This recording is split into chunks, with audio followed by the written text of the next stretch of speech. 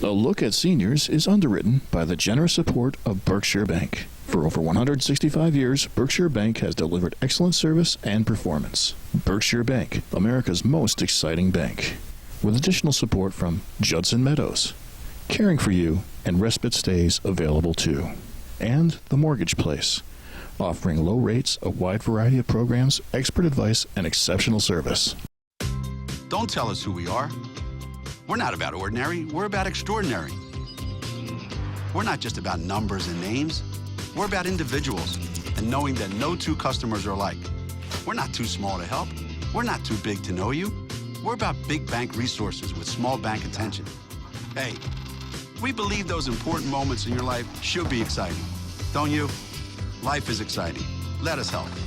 Berkshire Bank, America's most exciting bank. I'm Tim Bartos, and I'm here at Judson Meadows, and I'm talking with Ruth about the importance of pet visits. Pet visits are wonderful. It's one of the things that brings our residents the most joy. There's nothing like the unconditional love of a pet jumping up in someone's lap and bringing a smile to their face. It's fantastic. And we love our pet visits and welcome them with open arms. Judson Meadows, an assisted living community, the art of aging well.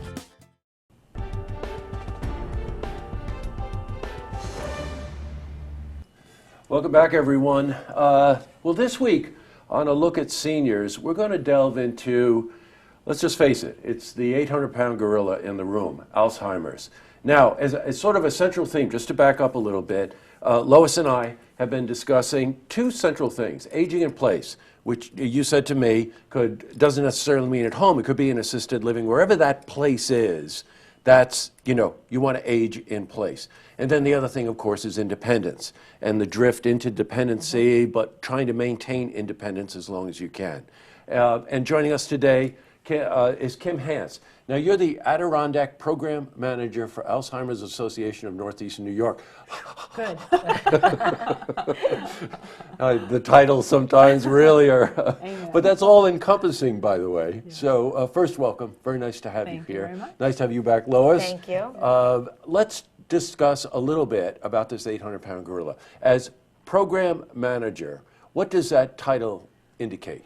So it means that I'm working with families, I'm working with the community, I'm working with the general public, working with folks who are affected and diagnosed with Alzheimer's. I provide community program and education. A big piece of what we're doing now also is working with families one-on-one, so I can go into a person's home and meet with the individual and the family and talk about all of the services that are, and really be that bridge to help them understand and know what they need to do. Boy, bridge is a very important word here. As Kim was telling me before we went on, you'll do this with individuals, you'll do it with organizations as well, right? The whole idea there is let's knock down the fear factor a bit on this thing. Let's get education is paramount here. But you also mentioned the word community, which of course funnels into the Senior Center in Saratoga. Sure. So how do you work together? Well, everybody coming to the center is fairly independent. We talked about it the first series. Right. We will see early signs of Alzheimer's. So our resource is the Alzheimer's Association. We don't try to become experts in every area. So right. Kim has been an amazing resource. She comes in every Tuesday. Wow. We can make appointments for her if we know of somebody or a family that needs to talk to her. And we do some joint programming together as well.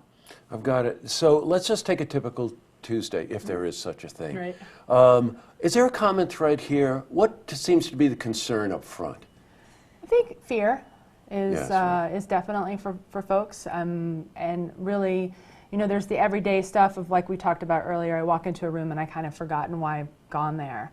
It's really educating the people, educating folks the difference between that I've walked into a room, forgotten what I'm here for, versus the memory loss that really affects our everyday life, and it affects everything that we do. So really a lot of what I'm doing is talking with folks at the Senior Center. As I've been there now and I'm more of a familiar face, they're a lot more comfortable asking me questions. I noticed that this happened the other day. Am I losing my mind? Or, Yes, is right. that Alzheimer's? And so a lot of times what's really nice is I can sit and talk with them in a very, friendly, just a conversation about it. And it's not saying that this is what you have, but it also could be saying, It might be something you want to talk to your doctor about, and Yes, it's in a very non-threatening way, which for so many people it's critical to be able to do that, because it is very scary. It's a very scary Well, you know thing. what? We all face this.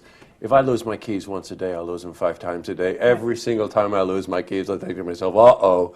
But, you know, the point of differentiation here is disrupting your daily life. Correct. If you're reaching that point, or you know someone who is reaching that point, you might want to check it out, right? And we're going to devote a segment to the warning signs and some more particulars on this as we move through this series. Right, But let's talk about early detection. You know, that there are things that you can do, right? Absolutely. To get on the positive side of this, to try to help people build awareness and take some initial steps. What might they be? So a lot of things are just like what we're doing with the Senior Center. We're really helping develop strategies for people so that they can continue to live a normal life, that they might just need a little bit of assistance. So there are lots of things that we can put in place for reminders. You know, maybe somebody gets to a point where they can't drive anymore, that becomes a concern. So like Lois talked about the community connections earlier. Right. It's really focusing on some strategies and helping folks so that they can maintain that independence. And I think that's what's so important, because people really fear that if this happens, they're no longer going to be able to do anything. And we really don't, we want them to be able to do as much as they can do it as safely as they can, and really promote that.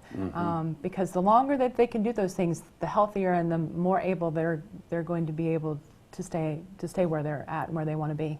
Right, you know what? And then, of course, that's exercising the mind, which is Absolutely. paramount. You know, the whole idea there is that, well, someone might not be able to drive, they're not comfortable driving anymore, so if they can form a relationship with someone through the center to help them with a transportation issue or something, well, then they're active again, right? You had mentioned diet also. Right. So some of the things that are coming out now is they're really starting to link a good, healthy, heart-healthy diet is what's good for your heart is good for your brain. Right. And so they're really recommending the DASH diet, and also the Mediterranean diet are all really shown as being reducing risk factors for developing the disease.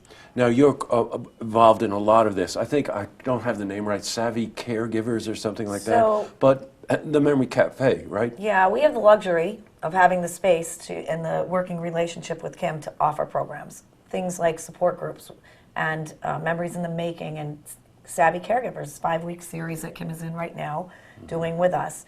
We're launching a new program in February called a Memory Cafe. This is something that started in the UK and is popping up around here. And one of my interns brought it to me. It's bringing caregivers as well as someone who has Alzheimer's together in one room. So you're not identifying anyone, and it's a social situation. And that's going to be launched on February 11th at the Senior Center. We're very excited about it. Oh, you know, again, it puts the word community in community center, right?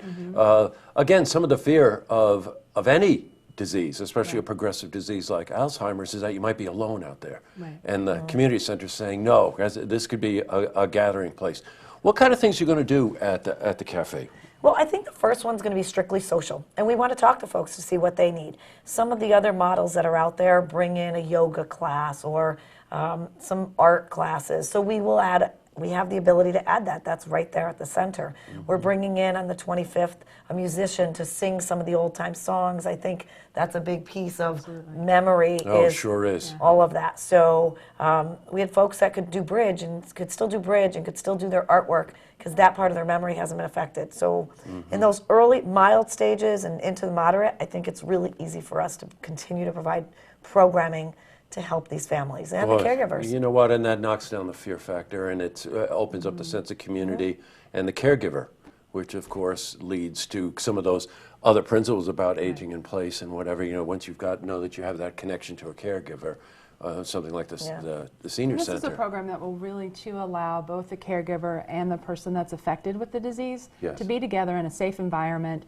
Because so often the programs are separate, but this is really something for them to do together and do in a way that really helps them build another community and really find great things. Because so often people start to isolate. Right, and that becomes a big, big challenge. And you may have a healthy caregiver and then somebody who has the diagnosis, And the healthy caregiver also becomes isolated. So this really does provide for an opportunity for them to be able. So we're really, really excited. Boy, it sure sounds terrific. You know what? We're going to have you back again. Great. I want to get in more detail on this and the connection to the community center on just, we need to talk more about this. But in the meantime, though, if you know someone or you think you want to reach out, we've got a phone number for you. First, there's a website, alz.org. Plenty of information there, right? Tons. And there is a local number that you can call, 867-4999, 867-4999. And yes. For the Saratoga Senior Center on any of these topics, if you have any questions and we can refer out, it's 584-1621 or saratogaseniorcenter.org. Good. What's the phone number again? 584-1621. Good. Okay. So that gave you time to go get that pencil or whatever you need, or watch this again on our website, and you can get all the information. Well, Kim, thank you very much for coming in. Thanks very much for having me. And Lois, we'll see you next week. Thank you. To see this interview again, you can head to our website, looktvonline.com.